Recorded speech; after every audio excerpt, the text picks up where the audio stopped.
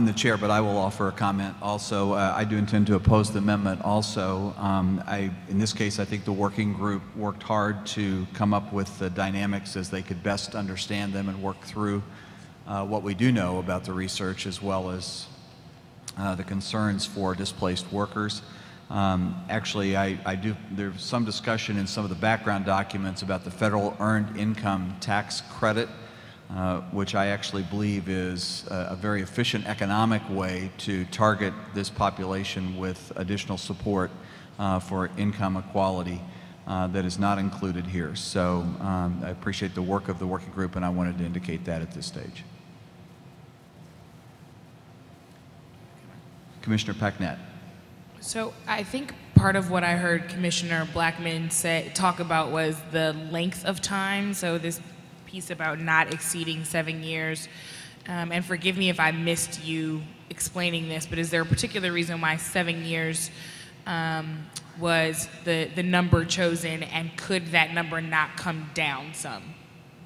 That number can come down. Because I think there's this point that Commissioner Blackman made about $15 an hour actually not aligning with the cost of living in 7 years is very relevant, and I think we kind of skipped over it. And so maybe there is some potential adjustment there. So there's an amendment on the floor. Are you suggesting an amendment to the amendment? I have no idea at this point. I'm having trouble keeping track. Perhaps this is a separate issue. Perhaps we need to talk about Commissioner Blackman's. So why don't we deal with the amendment as it is on the floor and seconded, and then we can determine where to go from there. Okay. So why don't we do a voice vote and then see if that needs to determine that there needs to be a roll call vote. So all those in favor of the amendment as stated, please say aye. All those opposed, please say no. No. So how many no's do we have, just so I... 1, 2, 3. 3 no's. Okay, so the amendment passes then. And number 4 stands, raise the minimum wage to $15, period. No. Kevin Albrandt. Kevin. Rich, Scott and then Negler. who's the third? Scott? Okay. Scott.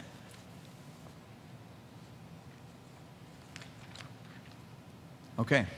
We are now ready to go back to either additional amendments to number 4 or to all 4 in block as amended. Move approval of recommendations 1 through 4 as 4 was amended under asset building and income. So we have a motion for all 4 in the priority areas. Is there a second? Okay, we have a motion and a second. All those in favor, please say aye. Aye. All those opposed, please say no. No. And all those abstaining. We have an abstention and 2 negatives, I believe. Okay. We're ready to go to housing and transportation. Commissioner Pulliam. Okay, thank you. And so in the area of housing and transportation, we've got several recommendations that are targeting either an investment in distressed communities, working to sustain middle-class communities so that they don't spiral into a distressed state, and or providing options for people to move to areas of opportunity. So there are a couple of ways that we are offering that we can get this done. Provide economic mobility through access to housing and transportation. Excuse me, Commissioner Pulliam, would you mind advancing the slide? Oh, I'm sorry. Thank you. There you go. Oh, that says 9. Hold on. Okay, here we are. And so one would be to provide employment opportunities in development. So establishing a complement to the federal Section 3 hiring program that offers an employment to low to very low income residents in the community where the development is taking place.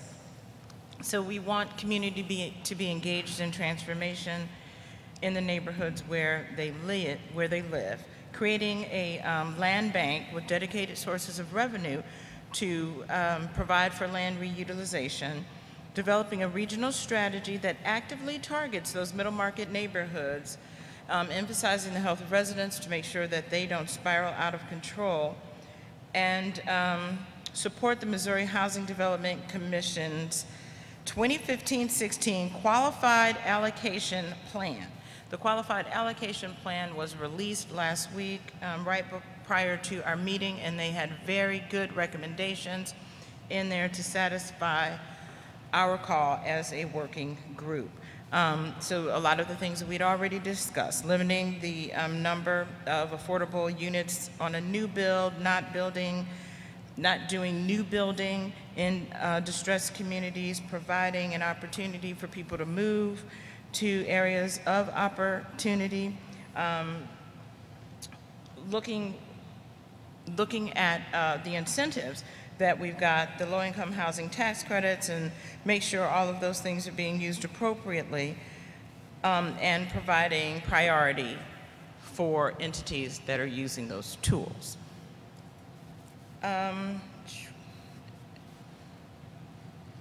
Okay. And then we had a great conversation about community development block grant funds. The way that the block grant funds work in St. Louis County, they are distributed among the municipalities in very small pots of money, and we don't have a significant, no significant projects coming from those small pools of money. So we're hoping that we can bank the community development block grant, identify a transformational project somewhere, and get something real done in that area. Let's see. Come on. Well, it doesn't want to go to the next bank. Perhaps we could get one of the team to advance the slide for her, please. Could someone do that? Thank you. Thank you. Please go right ahead. Okay, so the Missouri Housing Trust Fund, we want to increase dollars that are available to the Housing Trust Fund by increasing the real estate transaction fee from $3 per transaction to $6 per transaction. It hasn't been changed in forever. So we want to double that fee per transaction. We're requesting that the City of St. Louis lift the $5 million cap that it has on its Housing Trust Fund and prioritize mixed use, this is exciting, prioritize transit-based economic development activities in a mixed use fashion where we've got retail around transit hubs. So that's very exciting to do that. Increasing ridership for transit by providing education and incentives, and then identifying a transit priority for us regionally, and then targeting that large project, because right now there's no consensus around what we're doing or how we're doing it. We recognize from the experts in this space that they would like to have a list of priorities so that we know what is going on, or at least what the opportunities are, and importantly, to immediately do something to connect with that north to south corridor, either invest in the MetroLink expansion or the bus rapid transit project. There are two projects that can address that issue of connectivity. Any questions? So we have calls to action 5 through 20. Yes. Before you, they are housing and transit together, representing the connectivity of the two, and open the floor for questions or comments. Yes, Commissioner Blackman. Yes. I have a question. I just don't understand. On 11 and 12, so the Housing Trust Fund, I see it says that that would provide funding for working families in the region. Is there any funding to expand, in your recommendations, is there any funding to expand Section 8 housing? We don't have a specific recommendation to expand Section 8 housing. We do have a recommendation that to provide access to areas of opportunity using your Section 8, and then to support Section 8 beneficiaries along a line so that we're hoping to get them to a place that they can become homeowners. And to Without $15 an hour. without the $15 Okay. an Go hour. ahead. You're right, because Yeah. you can do that So- without 15. The Housing Trust Fund cannot be used, that money cannot be used to expand Section 8. I'm asking, I don't know. The Missouri Housing Trust Fund is a Missouri program. Section 8 is federal. I don't know the answer to But that. Section 8 supported by Missouri Yeah. tax credits, I don't know but I don't that. know. I just want to make a note. I'm I not don't making know. it as a recommendation. I don't know the exact wording, I don't but know. there is a severe need for increased Section 8 housing in this area, especially given the number of people who are not making enough money to do market rate. And so I'm concerned that we don't have anything in here that addresses that. I'm especially concerned if we were not planning on even addressing increasing minimum wage and not addressing this long wait list for Section 8 housing that we have. It's just our reality. And so I'm wondering if there is anything that I'm missing that perhaps addresses that, because I don't understand all of it that well. That's why I'm asking. No, we don't have anything to address the wait times or the wait list for Section 8, and we haven't called for a specific fund of money to make it available to increase the availability of Section 8 vouchers. So we don't have that. The asset building, what's the asset building piece? Which call to action? On 11, On 11? when you say technical assistance in asset building for people who are on Section 8, what is that? What that is, go ahead, Rich. No, please, go ahead. What that is a recommendation that Section 8 beneficiaries are provided some training and support services that will enable them to move from Section 8 rental situation to permanent housing is what that call is.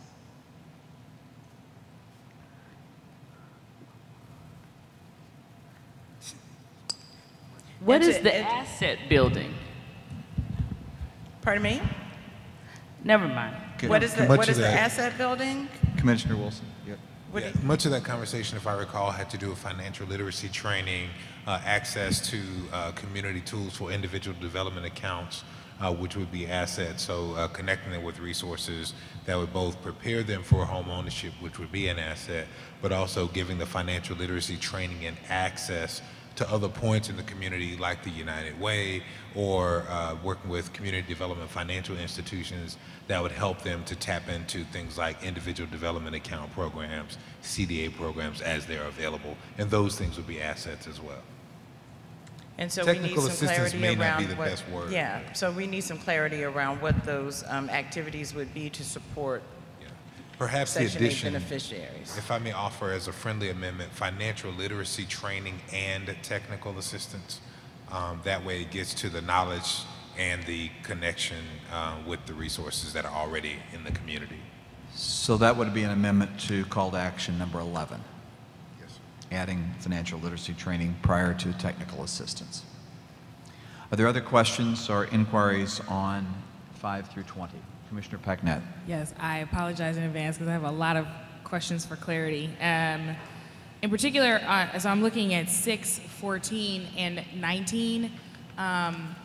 They're just a bit vague for me, and so I'm just have some questions. So on number 6, I'm wondering what exactly inclusionary zoning ordinances sound like, and if we are able to suggest any actual language here. or areas in which those ordinance should, areas in which legislators or whomever sets zoning ordinances should be paying special attention? Like what is an inclusionary zoning ordinance? An inclusionary zoning ordinance is one that would not prohibit certain types of development in certain areas. It would specifically make available an opportunity to build affordable housing in areas of opportunity. So we want to eliminate the barriers to areas of opportunity. So that was my assumption. I think we should say that. I think we should just be more explicit about it. So the words would be enact inclusionary zoning ordinances to that or which to promote affordable housing or to promote access to areas of opportunity for low income. I think both of those, yes. There you go. Okay. And I recognize that I'm asking these questions at least thinking that I know what the intention was, but also thinking about all of the various audiences that will be looking at things and making sure that we're as explicit as possible so that people know where we stand. I have a similar question about number 14, if we can actually be more explicit about what fair housing protections would look like by source of income, or what they would be oriented toward. There was a lot of discussion here, and what we're trying to do is broaden the protection for low-income residents so that you cannot be discriminated against because of the categories or buckets of your resources, right? And so that's the language, is to create the protections. So I think if we could add that language about create fair housing protections that prohibit discrimination against the groups that you just outlined. I'm just trying to think like a layman here, and if I read this as it is right now, I wouldn't necessarily know that's what you were talking about. For number 15, I understand what you mean by mixed use. Can we possibly add the phrase mixed income as well? My worry is a worry of gentrification, given the way this is currently worded. And I recognize that there is a prioritized developments for the underserved, but I just don't know that that's specific enough. I don't mind adding mixed income. So I have 3 friendly amendments. Number 6, adding the phrase promote access to affordable housing for low-income citizens. Right. Number 14, create fair housing protections that prohibit discrimination by source of income, adding the words that prohibit discrimination. And on number 15, prioritize mixed use, mixed income, right-sized development. Yep. So those 3 amendments are proposed? Yes. The co-chair Not a problem. agrees? Okay. Thanks. And then my last question is just a question for clarification around exactly what number 19 means, specifically this idea of when possible merging. What would an instance of when possible be? Of community-based nonprofits merging? Well, the conversation was around, we just have so many not-for-profits. And we want to encourage collaboration, we want to encourage cooperation, and we believe that there are some nonprofits that are just not very strong and would benefit from an acquisition or a merger. And we want to encourage people to think about taking their strengths and creating something that could be highly beneficial and have great impact and outcomes in community. So encouraging that. Could I No, thank you. suggest a friendly amendment to say when possible and appropriate merge? Sounds good. If I could, is there specificity here to community-based nonprofits that work in the areas of housing or transportation? Otherwise, I'm wondering how this is within the scope of the working group. Oh yeah, that's what we're talking about. So when we look at the accountable bodies, we're talking about community-based not-for-profits and the development funders. We're actually talking about people that work in this space. And part of that was to get to supporting the CDCs, So we had that whole presentation about strengthening CDCs, building capacity there so that they could do better work, and then thinking you've got these smaller ones that just don't have the capacity. Is there space for them to collaborate and or merge when appropriate so that they can better do their community-based work? So while We could I- specify that to housing. Yeah, if we could clarify to say, and quite frankly, I don't know that I would agree with it either way, but community-based nonprofits includes almost anybody. Community development corporations is another thing. So if we're talking about community development corporations, I would suggest as a friendly amendment, replacing community-based nonprofits with community development corporations. If that's where you're talking about building the capacity, that's what CBN, the Community Builders Network, is made up of.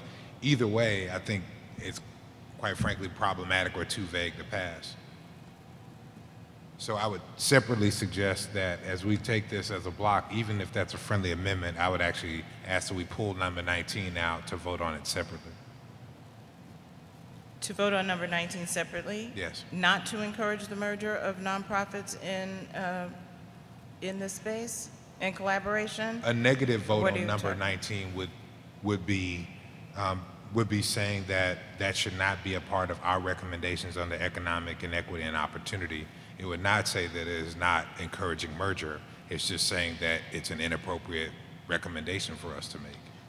So one question might be, if this is intended toward community development corporations, to take co-chair Wilson's friendly amendment, or is this intended for housing and transportation community-based not-for-profits? It would maybe just a reflection of the Well, intent actually, of the when we working got the group. presentation and circled back to Community Builders Network, these recommendations came specifically from Dr. Swanstrom in that space to support the recommendations from Community Builders Network where they're working for CDC. So if there needs to be some clarity around that's where it came from. So Okay. if that's not, Co- if we're not getting there with this language. Okay, co-chair Wilson. So again, as relates to the friendly amendment, I think if that is the intent, we should specify to say community development corporations, because one could read community-based nonprofits Much more and think broadly. NAACP, Organization for Anybody. Black Struggle, and so that's what I'm recommending here. Insert CDCs, that sounds good. So, Would you be more comfortable, excuse me, Sure, I'm go ahead. just saying, would you be more comfortable if we made a reference to CBN? Community Builders Network, for some clarity? I'm not Not sure that would make me more comfortable. I don't know that it matters for anyone else. Okay. I think community development corporations gets at the point. Okay. so as it now reads, in order to improve their professional skills and capacities, community development corporations shall collaborate or, when possible and appropriate, merge. That's the amendment. Okay, so other questions or comments on 5 through 20? Okay, so we have several friendly amendments which we have already gone through, and I won't repeat them unless there's a need to repeat those for any commissioner. So does any commissioner wish to remove any one of 5 through 20 for a separate vote? Okay, we'll vote on them in block then. I need a motion to approve 5 through 20. Motion from Commissioner Negwer, second. Is there a second, please? Second. Second from Co-Chair Wilson. All those in favor, please say aye. Aye. Any opposed? Any abstentions? We have an abstention from, is that an abstention from Commissioner Blackman. Priority area job creation and training, 21 through 31. Okay, so in job creation and training, we had to tailor these recommendations so that they would benefit several segments of the employment pool. So we had to look at what works for hard to employ or ready to employ. Now, it is true that most of the recommendations that we have are for ready to employ, but we've got some really good recommendations around hard to employ and displaced. So, to expand and incentivize transitional jobs programs that contain the critical attributes of programs that have the outcomes that we are seeking. We thought that we could call these looking across the board at programs nationally, but what we've come to is that those should be identified by a task force that would be housed in the Department of Economic Development's Workforce Development Division, to look at job training programs, figure out why they're working, and incentivize and develop programs that would be funded if and only if they contain those attributes that lead us to those positive outcomes. To engage employers so that they could develop internal career ladders and train their employees and put them on a career path for higher skilled jobs so that they would invest in their lower skilled workers, and then we would incentivize and give priority to employers that had that internal ladder and that were investing in their workforce.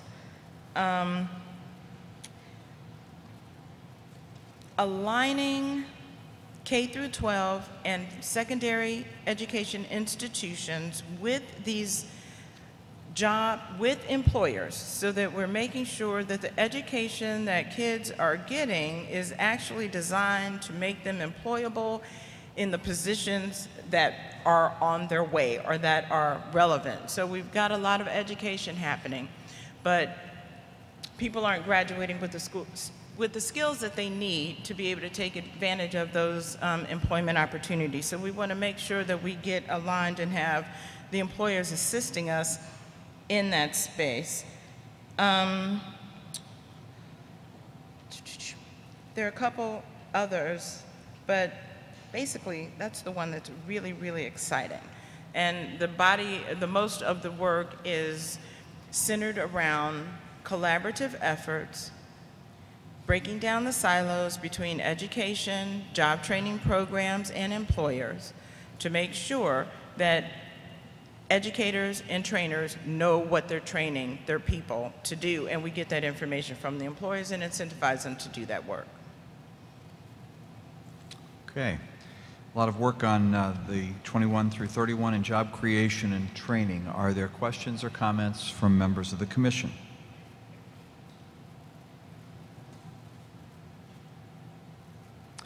Seeing none, I need a motion to approve these in block. Motion made. A second, please. Second. All those in favor, please say aye. Aye. All those opposed, a like sign. And any abstentions?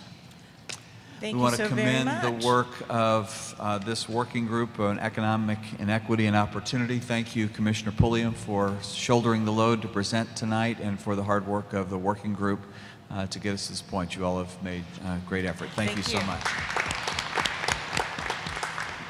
If I get just one point. Yes, please. Co-Chair Wilson. I missed this. It's my fault. I apologize. But I would like to ask, in accountable bodies in the area of job creation and training, several areas, this is consistent with something we noted before. In several areas, we asked for the participation of the regional chamber without asking for the participation of the Minority Business Council, the Business Diversity Initiative, or the Urban League of Metropolitan St. Louis. In this area of job creation, there are at least 3, it looks like, recommendations where that is the case.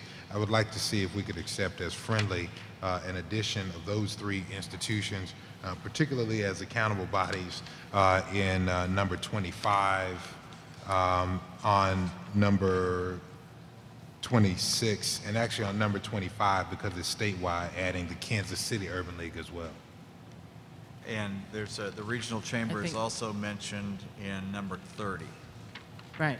Would that apply there also? Yes, sir. Okay. So I'm going to ask first the co-chair for your reaction, I am please. open to expanding that list of accountable bodies. I think that it's important that we do so, and so I appreciate you offering that. Okay, so the amendment is friendly, so let's do it right and ask, we haven't voted on these all together. We have an amendment. Is there a second? Second. All those in favor, please say aye. Aye. And any opposed? Like sign. Any abstentions? Okay, thank you. Thank you. I apologize. No, thank you for the clarification. Very important. We have two other items of business. The next one is to approve action item number 6 as it relates to the prioritization methodology. We are through all of the working groups. Thank you very much for your patience and assistance, and I'm going to call on our managing director to review the prioritization methodology for the commission again and for those here, and then we'll also need to approve the minutes of the last meeting. Thank you very much.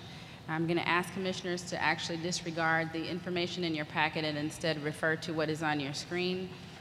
That version was in your packet, but not in tonight. So we're looking at July 13th version of the prioritization methodology, which is before you on your screens. And for the audience, this is on the website and also on the screen to my right.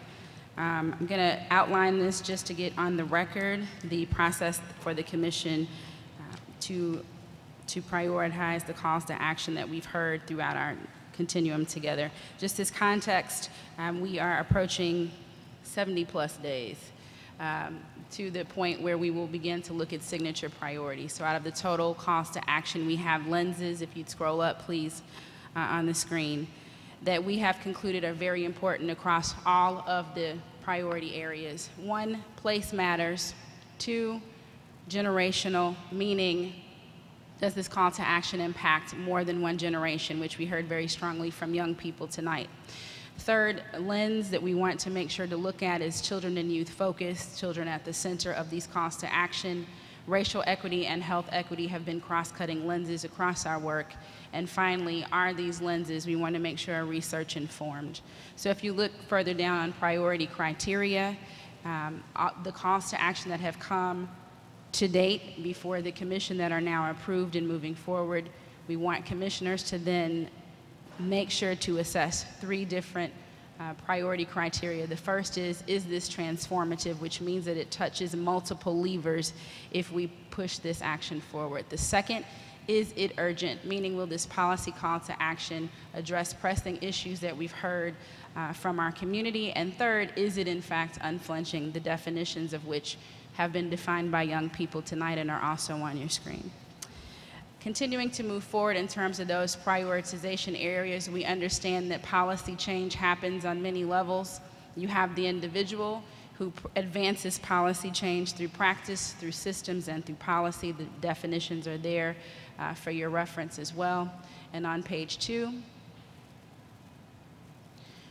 we assert that prioritization started from the first moment that we came together as a commission, that our community prioritized citizen law enforcement as a very pressing issue, as well as municipal courts and governance. And so December 1 moving forward, we have heard of the prioritization process, which has already begun. At this point, what we're asking the Ferguson Commission to do is tonight approve the methodology as follows. Starting on July 15th, we will have, if you scroll down on the sheet, I want to show the visual. Yep. So I'm going to take you from left to right. July 15th, all calls to action are prioritized, which means tonight's information and all the calls to action that have been approved are finalized within the next few moments of time. And from July 15th to 21, as commissioners engage on the website to be able to take and poll those steps that we've already outlined, we'll take questions and comments if there's clarity that is needed, or if you want to make sure that these are in fact research informed, staff will be on call to be able to answer those questions. The polling period will close on July 22nd for electronic scoring, and then July 31st, because of the intimacy with which each of the working group co-chairs has worked, in addition to the staff, we will convene to review what 20 to 30 calls to action are brought forward from all of the commissioners, with which on August 10th, we will take a look at in our public meeting space to be able to understand and articulate what our signature calls to action will be. Note for clarification, all calls to action that have been produced will be part of the final report.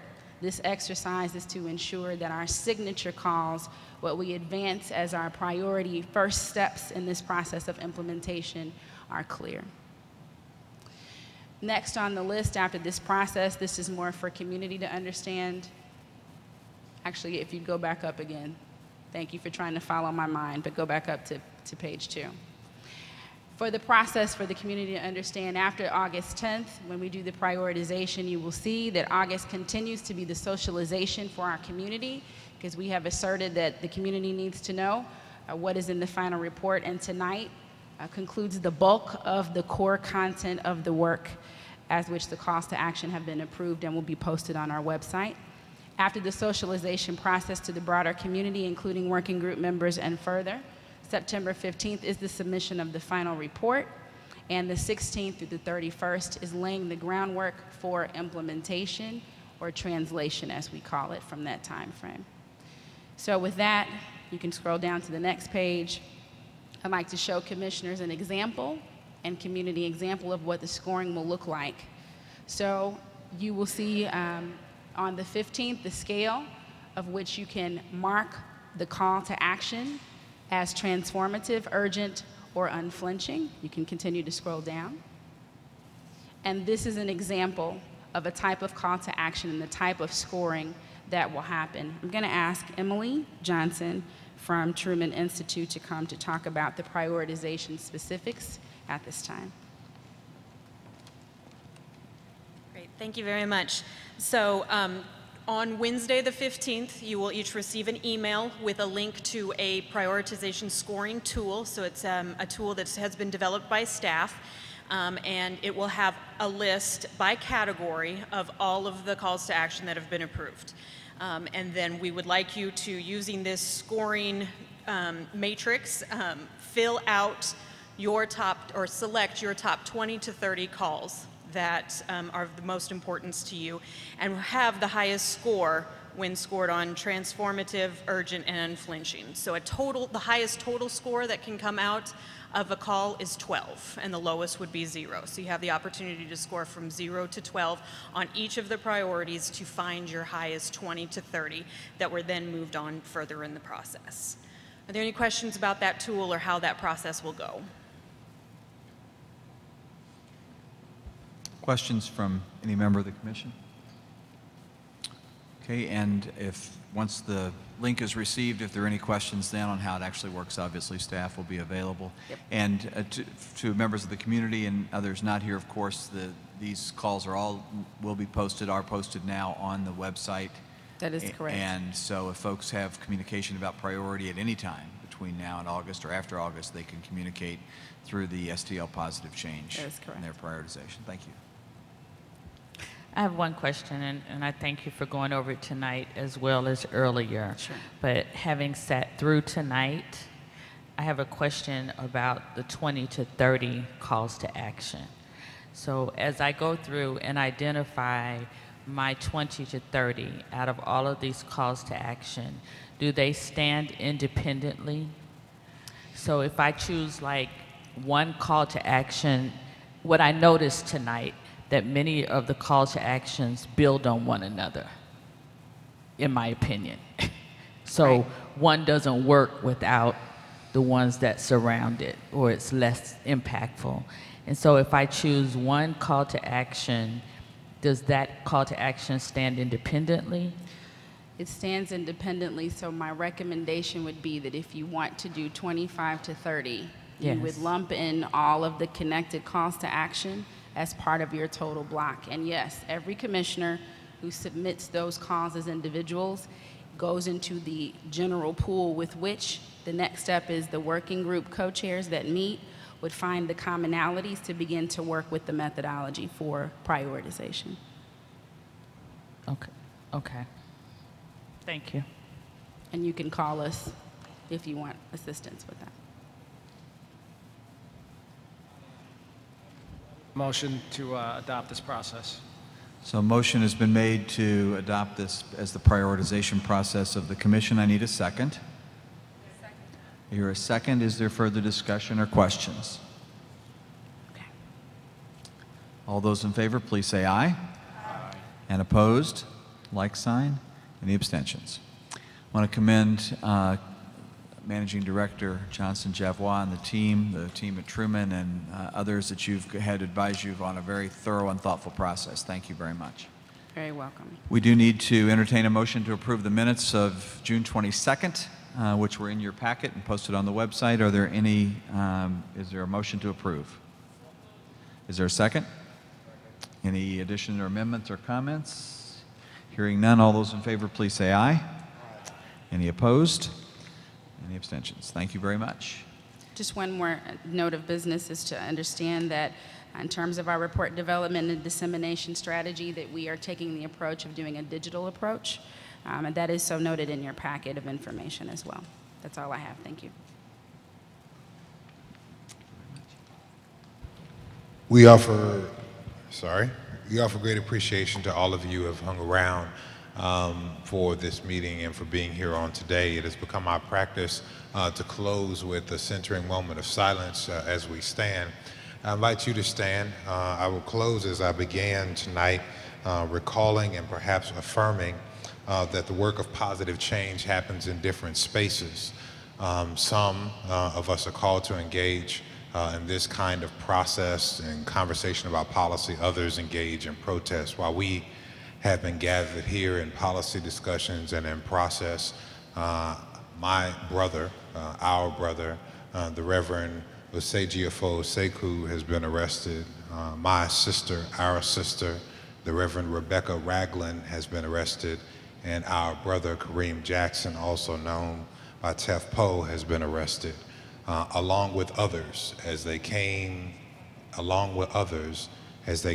to offer and to ask accountability on behalf of a 16-year-old who was paralyzed by police when he was shot in the face. As we close our process and policy conversations, we should remember the urgency of that protest, of that paralysis, and of the powers that must change to get to positive change in our community. So as we close, I invite you to think on these things.